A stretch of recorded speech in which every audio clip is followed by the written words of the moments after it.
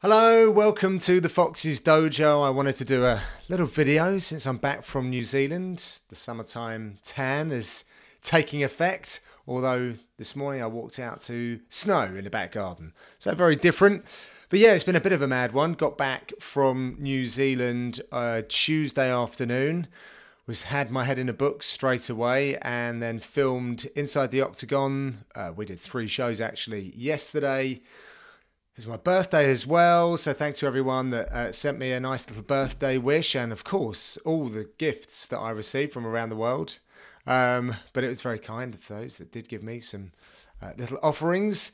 And today I'm going up to Liverpool, doing a very exciting project, a very secretive project around mixed martial arts in Liverpool. So that's going to be very cool. Hopefully something good will come of that in the future. And then it's on to prep for UFC London, which is fast approaching. But yeah, I wanted to talk about my experience in New Zealand because it was a very memorable one. It really was an experience. Got out there on the Tuesday, so I left the UK on Sunday night. Bit of a long way, especially in the middle seat of a plane as well. Oh, I am the worst person to be sat next to, by the way. Always up and down, especially if I'm working, because I've got to get the hard drive out and you don't have enough room to put everything just in front of you. And because I'm a fidget, I can't put a bag under the seat in front. So I apologise to anyone that sits next to me on the plane. So I'm constantly getting stuff out and changing things around, which is why I always opt for the aisle seat, but they bumped me off of that and put me in the middle, which I wasn't very happy about. Anyway, it was definitely worth the trip. It was the warmer months down in Auckland as well, and what a beautiful place. I went there once before, and I got in on a Thursday and left on a Sunday. Saw nothing of Auckland apart from all of the beautiful pictures that were shown on the screen. So someone goes out and does a bunch of filming during the week, during fight week, of the places that we're in, and as a commentator you talk to those pictures. And I just remember seeing someone had put the drone up and like Lord of the Rings, the scene of everything, and you know, it was gutting that I didn't get to see anything that time, so I never knew if I was going to go back there. But I'm glad I did. Got to walk around the city, very cool, very good vibe. Really felt comfortable in the place. People are wonderful out there, they really are. Lovely crowd. And then on Monday, so after the fights, I went to Waiheke Island with Mark Goddard and Dave Letherby, who's a judge. What a great day that was. We hired a car, we went around a few of the beaches, went past some of the vineyards, just drove around and looked at the beautiful scenery, spoke to a couple of people. I paddled in the water. It was very important to me.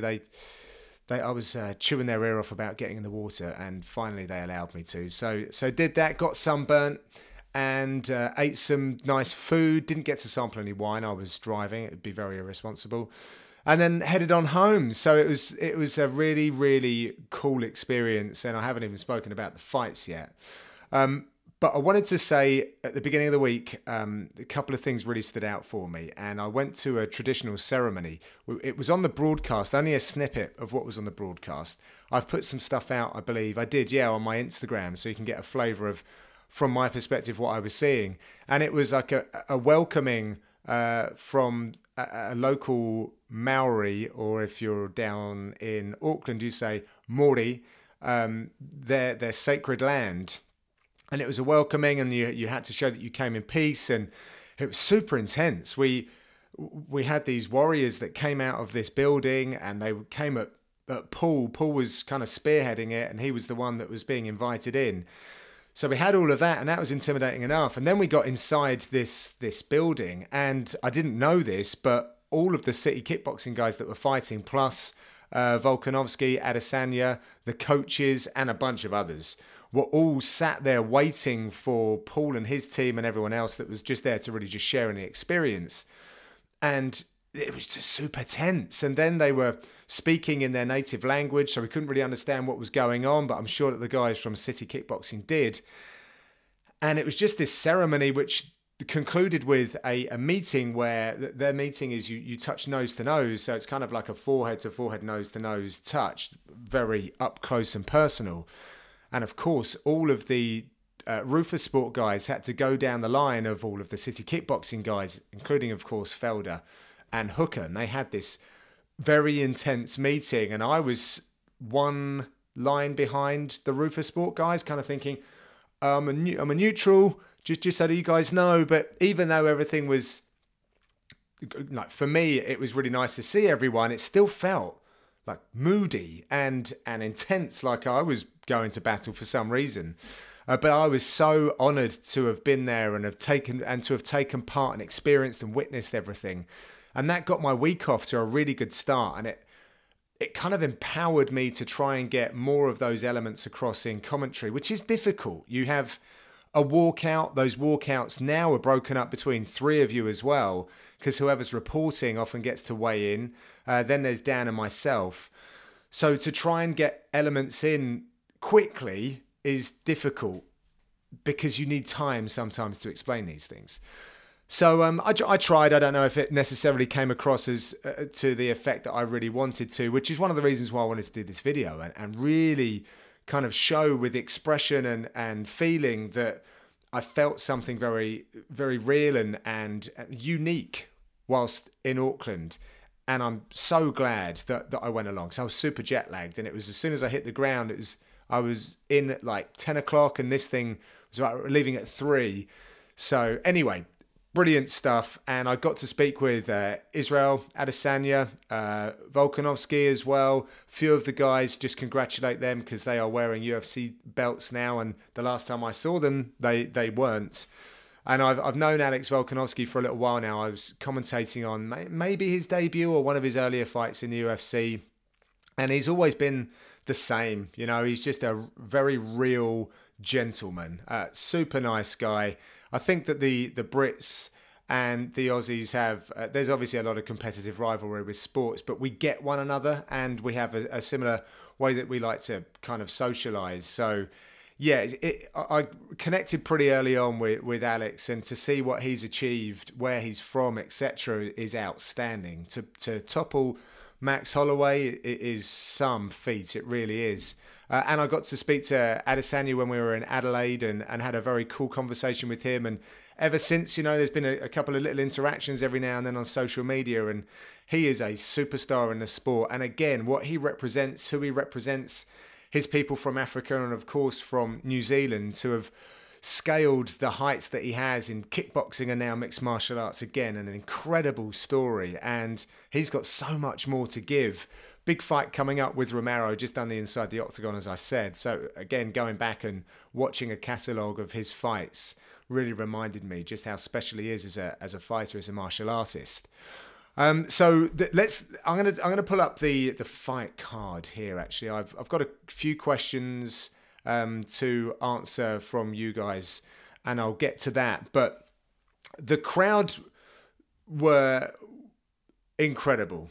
They really were. From the very first fight they were in, and they were participating, giving such a great welcome to all of the fighters that were walking out. So a big round of applause to the crowd. I actually took my cans off a couple of times during the evening, and this is no exaggeration, because I guess they're like ear defenders up until a point where you take them off. And I'd taken them off just to try and measure how loud it was, the kind of reaction, both positive and negative. So whoever's walking out against a Kiwi fighter. Excuse me. And I had to put them back on. It was deafeningly loud in there. I had to put them back, my earphones back on as a means of protection. It was that loud. And they were bonkers. Just brilliant. And it's so good to be there when the crowd is like that. And it makes my job easier. You can't help but feel that kind of energy. I've always spoken about this. You're right next to the epicenter. The octagon and everything is formed around it is, by all intents and purposes, is circular, right? So you have this energy, this noise being fired down to the middle, and you're sat right there. So it just goes through your body, and you just feel invigorated by the whole thing, which means your performance as a commentator is, you know, you just feel like you're surfing this wave of energy and enthusiasm. Makes it so much easier. But it did actually have negative effects for my voice, because I think 3 fights into the main card, my voice was nearly shot. Like, I was struggling. I was having to really pull back on some of my reads so that I had enough left for the co-main and the main event. But let's get to a couple of the fights then. We started off hot with Cachoeira and that early knockout. She picked up a bonus. Again, happened so quick, I wasn't fully able to get out my research in that. And she's had a heck of a time through a bunch of surgery. She's got a really bad background. She's been subject to some horrible things in her life. And she hadn't shown her best in the octagon yet. She was up against it with losses as well. To then put in a performance on short notice, I think she had 4 weeks against Shayna Dobson was great. And to get the knockout win like she did, it sounds like her personal affairs are in a much better position. She has a partner in her life now that's much more positive for her. So hats off to her. Very pleased to hear that things are much better aligned. Then Angela Hill versus Loma Lookboonmee. I was very interested in this fight because they're 2 Muay Thai stylists. Loma, though, is very, very young in this game. And the first Thai representative, she's out of Tiger Muay Thai, however, and they can prepare their fighters for MMA very, very well, as we've seen. But she came up against a veteran. Angela Hill has been there and done it. You know, I think she's left the UFC, come back to the UFC, you know, Invicta background. And she's gone from atom weight and built her body up to fight at straw weight. She put on a really lovely performance, but I think that Loma will learn a great deal from that and will be a force to be reckoned with in, I'm going to say, like a year, 18 months. I think she needs that amount of time. Sure, she's going to be back in the octagon, but yeah, I think in a year, 18 months, we're going to see some serious strides in her game. And Angela Hill just goes from strength to strength, breaking records as well. 6 fights in a year. Good Lord, that's unbelievable, Techers. Song Kernan against Callan Potter, another knockout. First round as well. Brilliant work. Callan Potter, very durable fighter. Very humble. Kind of said that he was an old guy making his way into the UFC. And I, you know, he's not old by any stretch, but he is a veteran with a lot of experience. Clearly close to Dan Kelly as well, former UFC fighter and legendary judoka. But he was on the receiving end against Song Kernan. Chinese fighters doing very well actually on the weekend. They just bring a different ferocity, a slightly different style. Song Kernan's probably the anomaly in that because he didn't really have a background in Sanda or anything of that nature, but obviously you take things by osmosis, your environment, you'll learn certain traits, and he's in and around that, training out of the PI as well in Shanghai. Then we saw a bit of a war between Jake Matthews and Emil Meck. I mean, it was always going to be fun, right? And Jake Matthews just a bit more slick on the nights, his grappling superior, and he came away with the win. Good to see him back, and he's talking about the long game, still super young. I think he got to the UFC when he was 19, 25 now, I'm going to guess. And he's in no hurry to climb to the top, and I think big things lie in wait for him. Jalen Turner and Josh Kulibau, I hadn't met any of those fighters before, and they were really, really nice, amiable young men, and it was almost a bit of a shame that they were facing off against one another, but equally really nice because you knew that there was nothing but respect. Had this weird little thing that one of Josh's best friends, is it Joel Hendricks, I think was his name, had actually trained with Jalen Turner when he'd gone over to Jackson Wink a little while ago now. But there was a little link between these two. Josh stepped in, I forgot who he stepped in for now. I can't remember, but he came in on late notice, trains out of Bondi Beach in Sydney. But yeah, it was interesting that they had that little link. But Jalen Turner is a problem, man. He's a long dude with a lot of skills, trains in some decent places. I mean, the amount this guy travels to train is obscene. Hours and hours and hours a day, and he's got a young family as well. So a very good support network needed. Can't imagine that's easy for any of them. But good to see him get a win. We saw some more of his grappling as well. A brown belt in jiu-jitsu, you can't sleep on him when he gets to the floor. And when you've got someone so long, they bring a different type of jiu-jitsu as well. Zubaira Tahugov versus Kevin Aguilar. Well, I've seen Tahugov around a little while now, but he was away for a long time. Of course, his indiscretions around the Khabib and Conor debacle, and then some other bits and pieces. But he's finally back, and Kevin Aguilar, tough guy, but he was way too much for him. You know, Tuhugov is very tough indeed, very well-rounded, Chechen fighter. What those people in that region have been through in this generation is something that most of us around the world will never understand, and it creates a certain type of human being. They are true warriors, and again, I think from when I was first commentating on his fights to now, let's reset. And I think that there's big things lying ahead for him in that featherweight division. Then we got to the main card. Brad Riddell, Magomed Mustafayev. What a war that was. I thought that a lot of people were writing off Mustafayev. I think, again, because he had a bit of a hiatus and he'd lost his momentum, that people were overlooking him. I thought that it was going to be tight. It was tight. It wouldn't have been crazy to have seen Mustafayev get his arm raised, but he didn't really do anything with his grappling. And this is something that I think we should talk about in this video as well, judging and how everyone's coming down really hard on judging. And really, I think it's a lack of understanding of the criteria. Mustafayev was in on a lot of stuff, slowing the fight down, but just denied largely. And even when he did manage to finally get things down to the canvas, what did he really do? Did he do any damage? No. Did he threaten with lots of submissions? No.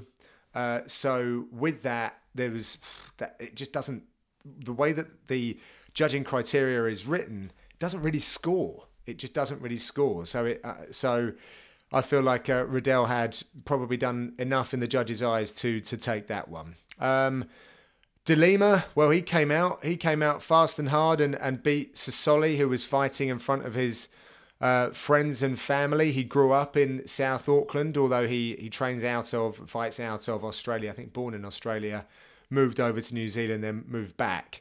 Went over to Australia because of the bodies that they have over there in his weight division. Then Yan Xiaonan, oh boy, this is a very, very, very sad in fact. So she fought Karolina Kowalkiewicz. You'll hear me say it differently now to what I will on the broadcast. 30-26. Now, going into that fight, Karolina had fought everyone, right? She had fought for the title. She was on a hell of a skid, but I don't know if it translated poorly, but she actually said that she wanted to prove that she was still a fighter going into that contest, and that really got me here, even before this fight.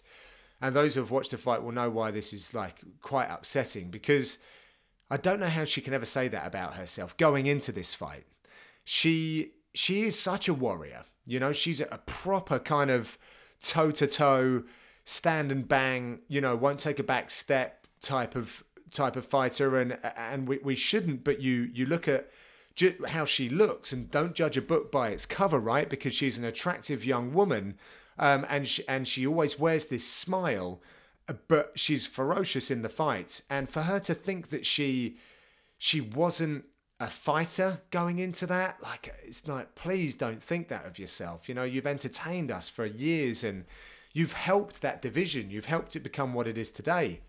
So going into that, you know, I was keen for her to be able to put on a really good representation of herself, not because I believe what she was saying, but clearly she had some self-doubt. And then the injury occurred. And I haven't watched these fights back, by the way. As I said at the top, I've been pretty busy and I've still got a bunch of stuff to do before I can get back to this.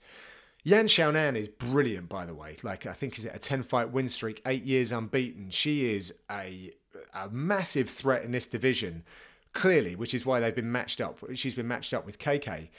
And she, from what I saw on the broadcast, the first injury to the eye was from a punch. But I was speaking to her coach at breakfast the following day with concern about Karolina, and they believe that there was a thumb in the eye, and they also believe that she had reached around.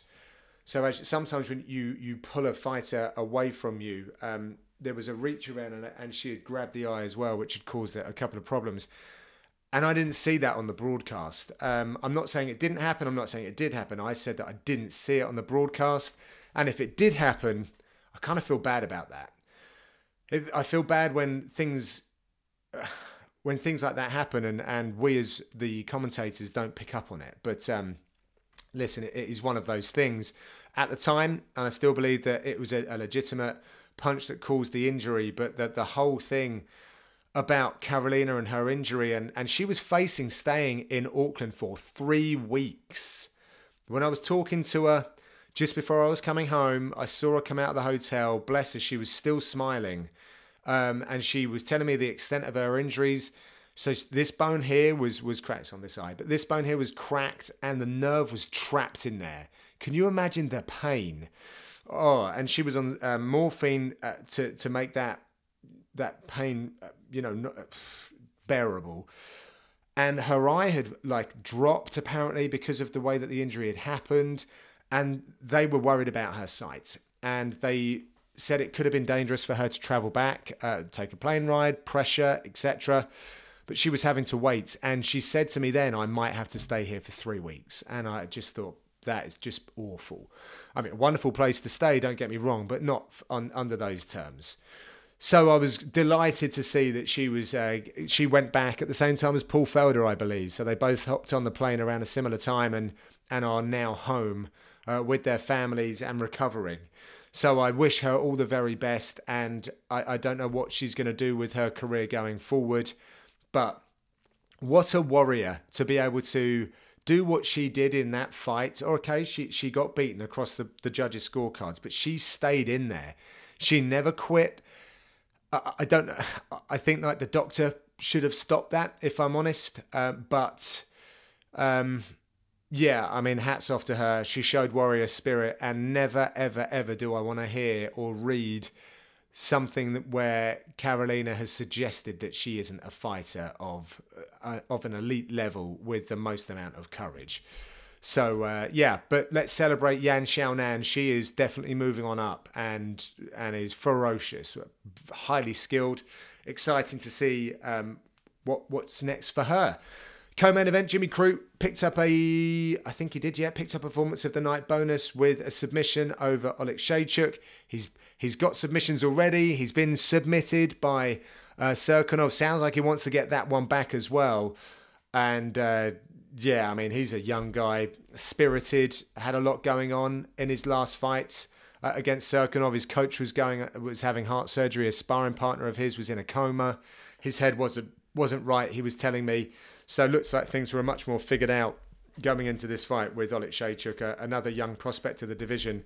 But Jimmy Crute made him look like a blue belt on the ground as soon as he got his hands on him, and came away with the win. So congrats to him. Oh, the main event. Oh, that main event. First and foremost, could have gone either way. I mean, what a display of skill, heart, determination from both fighters. They were both banged up. Felder wearing it badly, swellings and blood and oh my word. But they kept marching forward, both of them. They stuck to their game plans. The crowd were incredible. Everyone was just, on their feet, applauding them, standing ovation. And Hooker came out with the split decision win for that one. Again, 48-47 either way for me. This is no robbery. People are going to be upset because they're pulling for one fighter or the other. I get that. A couple of things though, and first and foremost, when I'm calling the fights, particularly anyone who's in the lead commentary position, like the play-by-play guy, it's so difficult to call the fight unless it's very, very, very clear. And that obviously wasn't. I can't give you an opinion without looking at it back. It felt like we were seesawing between. But I've got live promos coming to me that I've got to talk to. There's stats that are being presented to us. Little bit of chatter as well from producers. I'm trying to listen to Dan, trying to get across some of the stuff from my research as well. So eyes down, trying to bring all of these bits and pieces in to create a narrative and just layer the fight with some backstory, which is important, I think, just to show what these guys have been through in their latest fight camp, the sacrifices that have been made, how they're feeling coming into it, thoughts about one another. So I can't give you an accurate judging score from personally, but it was mad. It was mad. A few people are going, taking to social media about the judging. Now, the one thing that I still see people talking about, and I even said this on the broadcast, and yet people are either not listening or they choose to believe things that they've heard back in the day, and that's that round 5, Hooker hits a takedown in the last 30 seconds and he steals the round. No! How can he? How can he steal the round with a takedown that he does nothing with? This is no slight on Hooker, by the way. This is just, if you get a takedown, you pass the guard, you're in a position, you start landing some elbows, or you cross-body start controlling moving towards an Americana, Kimura, threat and a submission. Yeah, okay, that's effective grappling. What are the chances of you doing that in the last 30 seconds? You're not going to get a lot done, if I'm honest. By the time you've managed to hit the canvas and got yourself into a position where you're doing damage, most of that time's been eaten up. Not impossible, by the way, but this whole thing about stealing around with a takedown is nonsense. It's not going to happen. So please get that out of your head. And therefore, I don't think that should have formed part of the scoring for that 5th round, because Hooker just didn't do anything with it. It was resistance from Felder, and then nothing was really gained. And when you're grappling, you have to be doing damage. Sean Sheehan did a very good video on the back of the Reyes and Jones fight card, the last pay-per-view, and he broke down a lot of stuff way better than what I've seen out there before. And like I've never done anything like that. But he pulled up the rules and line by line, the judging criteria, I should say, and line by line explained what it all meant and how that looks in a fight. So go and have a look at that. I'll see if I can link it into this as well. But yeah, that was a tight fight. It really was. So it could have gone either way.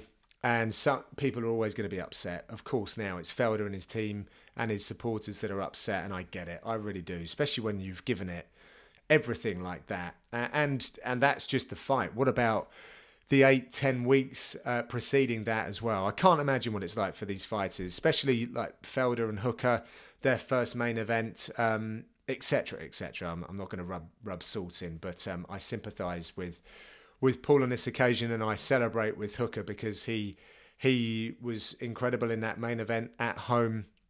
Yeah, fantastic stuff. So I've got a couple of questions that have come back from you guys, which I am willing to answer, of course. So, do you think there would have been a riot had Felder won? Quite possibly. No, I don't know. I don't know. I think that the fans that I met there were very respectful. Yeah, they gave a bit of a wall of noise for Felder to walk through, but that's because he's fighting their guy. I think there was a lot of appreciation for Paul Felder. Would it have been a riot? I mean, no, I don't think so, but I don't think the fans would have been happy because it was so tight. And then, therefore, there's a room full of Hooker fans that thought that their guy had rallied and got that win. So it would have been interesting to see how they would have reacted. But yeah, there's probably a riot in Milwaukee and Philadelphia, right? So I'm not sure. What's next for Dan Hooker? I think Dustin Poirier is next for Dan Hooker. That's what I see in his future, and what a fight that will be. He's called him out before. It makes sense now when you look at the top of the division. So Dan Hooker, Dustin Poirier, what a fight that will be if indeed it goes down. What's next for Brad Riddell? Well, he called out Alexander Hernandez, and I like that call out. And he's just at top 15. Let me have a look here. Lightweight again. And just look at this, because it's a big win against Magomed Mustafayev, but right now that name value is not as big as it should be. I don't think people realise just how good Mustafayev is because he's been away and I think he's had one fight since he's returned. Here's 10 to 15. So at 15, Hernandez. 14, Islam Makhachev, who gives anyone in that division a torrid time. 13 Charles Oliveira, that's an interesting fight. Gregor Gillespie, again, horrible matchup for Brad Riddell. And I mean that respectfully, but Gillespie's a high-level wrestler and Brad Riddell's a high-level kickboxer. So, I mean, for one another, it's going to be difficult. But typically we've seen, like, champions in divisions, the majority of them have a wrestling background. So you have to think how powerful wrestling can be. Diego Ferreira, that guy is on a hell of a run right now. Good luck to anyone facing him. And then Edson Barboza. I mean, that is a mouth-watering fight. Oh, my word. But, he's top of the tree. All of those there, 10 to 15, they've earned their spot. And Jesus, be careful what you wish for, right? So I think Alexander Hernandez, is he coming back from an injury? I don't think he's got a fight lined up. So that makes sense. So I'd like to see Brad Riddell fight Hernandez. And Dan was saying that he feels like Riddell's was the star that was made out of that show. I mean, Hooker, obviously. But outside of that, really, he put in a good performance and they love him over there. Who impressed most out of the Kiwi fighters? I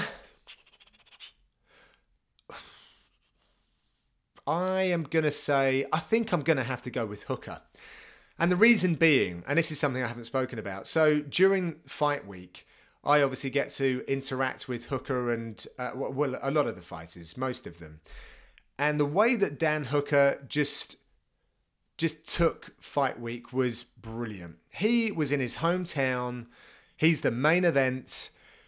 He's got the pressure of performing, but it just did not show. He was so laid back. He was really fun. Like we had a laugh when we were doing some of the interviews. I do the pre-fight interviews, as well as the fighter interviews, of course, with the other commentators. But I did some other stuff with Dan, and it was amazing to see how well he handled fight week as a main event fighter. And he made a good point that his words were incremental. He has incrementally taken a step in his UFC career, building his way up slowly but surely, giving him time to develop as a martial artist, but also as a professional sportsman, athlete, member of the media, if you like, or someone who's in the public eye. So now he's in that position where he's had the reps, he's seen enough camera lenses pointing at him, he knows what to say, what not to say, what the media are looking for, and to be relaxed and not be tripped up by the media, if you like. So that was really good to see. So I think that he was kind of the performer of the week for me, although Kai Kara France and Brad Riddell did a great job. It was hard pick, but Hooker was in tough with Felder, no doubt, and he rose to the top through all of that. So well done him. Who's your favourite? Who's my favourite fighter? I mean, it's a difficult one to answer. It really is. I have so much respect for everyone in the UFC. Right now, I'm really enjoying watching fighters like Valentina Shevchenko. I love the way she puts it together. I would like to see her grappling and wrestling challenged a little bit more in the future as well, because we know she's got it. I mean, she's hit some brilliant submissions already in the UFC.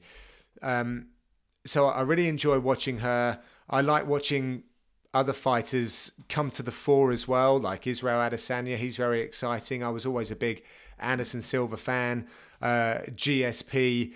So yeah, I mean, there's just so many. I'm such a fan of this sport, and we're lucky to have so many talented athletes in MMA these days, bringing an entirely different look to what we've seen historically as well. I think that's about it, really. I would like to thank everyone for the positive comments coming out of the commentary that we did. Dan and I haven't been together alone in that booth for a year now, so it was nice to be back just with Dan and show that for me, whether it's a 2-man or a 3-man booth, I'm able to lead that dance and bring the very best out of whoever's there. And of course, Heidi jumped in as well, so she was able to positively influence the broadcast. I said a couple of things which were incorrect, and I was made aware of these, so thank you to everyone for that. I'm not salty about this, by the way. I can see that some people were just kind of pulling my plonker. I said Auckland, Australia. I didn't realise it at the time. I have no idea why I would say that. But what does annoy me, and probably any other broadcaster, and anyone that's open, who puts themselves up there open for criticism, is the fact that you've just done, like, I did a 7-hour broadcast, and there were, 10, 12 commercial breaks? And I guess every other commercial break that we'd come back from, I was getting it right. Welcome back to Auckland, New Zealand. And there was one where I said Auckland, Australia, and that might be because someone's in my ear talking about an Australian fighter, or I don't know, I'm not going to blame anyone else. It's just a slip of the tongue. But it is incredible how you can go through and do a lot of good stuff. And I was very big on talking about the judging, which is, I sort of touched on that, haven't I? I was big on layering that a little bit more than what I typically would do in a broadcast. And we had the right fights, in fact, for me to complement with some of that more technical stuff. And I thought I was doing an okay job with that, and that's been recognised, so thank you. So when a bunch of people then say that, and I guess why it's probably peed me off a little bit more is I got back to the hotel and I was talking to one of the referees' wives, and she's like, oh yeah, a friend of mine texted me that. And I'm like, out of everything that she saw that night, not me by the way, all of those fights, she's commented on the fact that I said Auckland, Australia. And it just blows me away that society is just kind of designed like that a little bit nowadays. And I'm sure I'm guilty of it myself. And it's just sad, it's just sad. But anyway, like if it is a big thing in New Zealand, then I am sorry. I didn't obviously mean for it. And I'd like to think that on my own social media and through the broadcast, I was celebrating what a beautiful place it was and how incredible the people have been to me. I've been left with such a positive just memory of the whole thing. I'd move to New Zealand when I'm retired. What a place! I don't have the snakes and spiders that Australia do, and I can go and visit Sydney, which is probably my favourite city in the world. So that would be very quick, a short hop. So yeah, that sort of stuff just does upset me a little bit because I'm a perfectionist. I like to do the very best job that I can at all times. And this isn't a door ajar for people to come and fire, barbs at me, by the way. I'm just saying, I'm showing exactly how it is for me, and I'm not too big to admit it. So that was that. But brilliant, loved it, great stuff. Looking forward now to London. A home game. I believe that Paul Felder will be back to work. That's the next time you're going to see him. We'll be back with Dan and I. Cannot wait to see our warrior friend, share the microphone with him and a few beers afterwards. And I am so excited for that London card. We've got a few new fighters out of the UK that are debuting. It's been a sellout. I've never had as many people reach out to me for tickets for this one. So I know it's going to be wild in there. I know that the UK fans are getting behind it, and I really hope that they get behind that main event as well, because Tyron Woodley is coming all the way over to London. A former champion is stepping into the octagon in London's O2 against Leon Edwards, who I still don't think gets enough credibility. I still don't think he's celebrated enough for what he's achieved, and he finally gets this big opportunity. But boy, is that a tough one. We're going to see exactly where he's at against Tyron Woodley, a legit champion, one of the best to ever do it, and that is a big opportunity for Leon Edwards. He's going to need to go through him before he gets to the top. So looking ahead to that. Thanks, guys, for listening to this. I like doing these. I don't do them enough, I feel. But I've got some facts and stats videos to do. I'm also doing the breakfast breakdown with my coach, Dave Lee. I haven't done the last two, but thank you to him and Charlie Leary, my bald-headed stunt double, who has stepped in. And also, yes, I've got the podcast. I am doing a lot of stuff, right? I've got the Fwen's podcast, which is filmed right here. I think next week we're getting together again. David G, Willie B, talking absolute nonsense. So yeah, check that out. Keep across it. I'm across all the usuals, apart from TikTok. If someone can tell me how to do that, do I really need to do that? I don't know. I feel like it's for the teenagers, and they don't want to see my old face. So there it is. Thank you very much. I will see you next time if I'm not wearing the bow tie or perhaps in these surroundings. Adios.